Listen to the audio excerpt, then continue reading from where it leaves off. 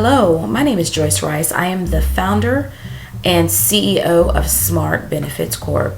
We are a financial wellness organization. We promote financial education, and we primarily direct our energies toward the corporate and organizational marketplace.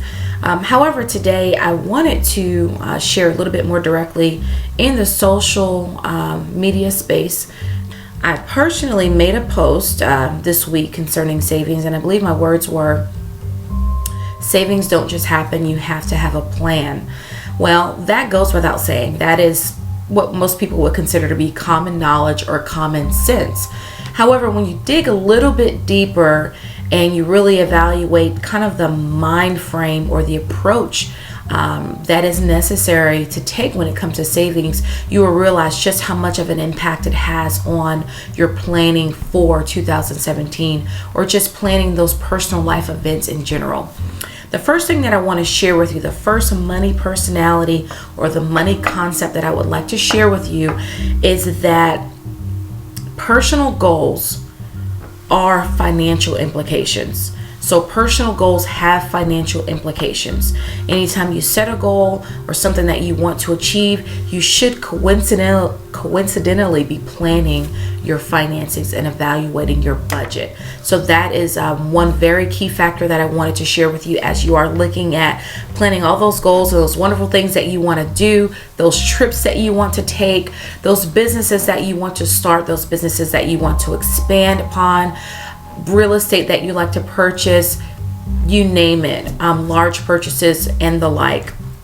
The other thing that I wanted to share with you is that most people do save. Sometimes they save by default, sometimes they save on purpose, but I kind of categorize savings personalities in two broad senses. Neither one is wrong per se, but I just want to give you some perspective. So you have what I would consider to be reactive savings that says, okay, I have a deadline to meet.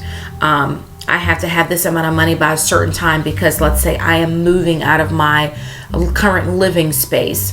I am on an arrangement to pay this lump sum for this particular debt or something that I promised someone that I would pay.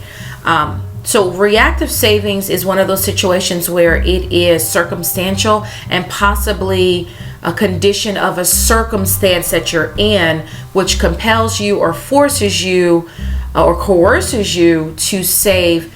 Whereas if the situation weren't there, perhaps maybe you would not. Okay. The other savings personality or approach is proactive, or what I would consider to be constant savings. That basically is savings that is strategic, it is ongoing, and it is constant, and it is a function of your budget. Okay, that really is the side of savings that we want to be on because it is one aversion to many risks and pitfalls that we can succumb to. So if you practice systemic or constant savings, then you really are you are really practicing great risk aversion, meaning you are being preemptive and knowing that things will happen, but I am saving on a consistent basis such that I can avoid those financial pitfalls, those emergencies, those crises situations that we oftentimes get in, which cause stress, and it impacts our family and our lives and spills into so many different areas of our lives. The other concept that I wanted to share with you is that when you are looking at your 2017 and planning for your 2017, you cannot truly have a realistic conversation about those goals unless you really are taking a real evaluation of your budget and your financial situation. As I mentioned earlier, personal events, personal goals have financial implications. Why? Because those goals that you set and those things that you want to accomplish take resources and funds and finances. So as you are, again, setting your goals for the year, you should coincidentally be also setting your financial goals and projecting how your finances are going to look as you move through those phases of your life and through the year. Now, with regards to that, savings should go hand in hand with your goals. So even before you haphazardly establish, well, I'm going to just save money this year, I'm going to just save money, you want to take a few steps back and actually establish those goals. And you want to evaluate even what those goals are. Are those goals realistic? Are those goals going to be short-term goals, intermediate goals, or long-term goals? And the other point that I wanted to share with you is that when you look at your money and you look at your finances, you want to, and this is just Joyce Rice talking, this is just me sharing some concepts that I teach, that I train, and just the way that I think. You want to see your money as having an assignment. So you don't want to look at your money in one big pot and just, as things come up, you spend it.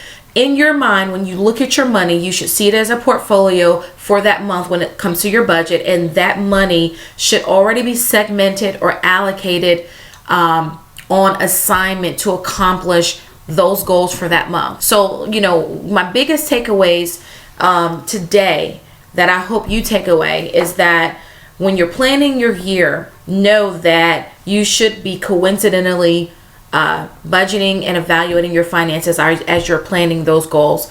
And the other biggest thing is we want to be a systemic constant saver and not a reactive circumstantial saver, because that's really not, let's just be honest, that's not going to really get you where you want to be long term.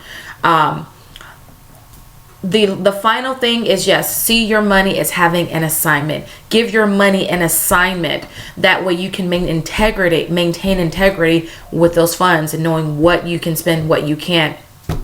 And that's my tidbit for today. Thank you so much for listening. And wanted to also share, if you want to find out more about financial wellness training for your organization or corporation or your group or anyone that you might know of, please visit our website at smartbenefitscorp.com. All right, have a great day. Bye-bye.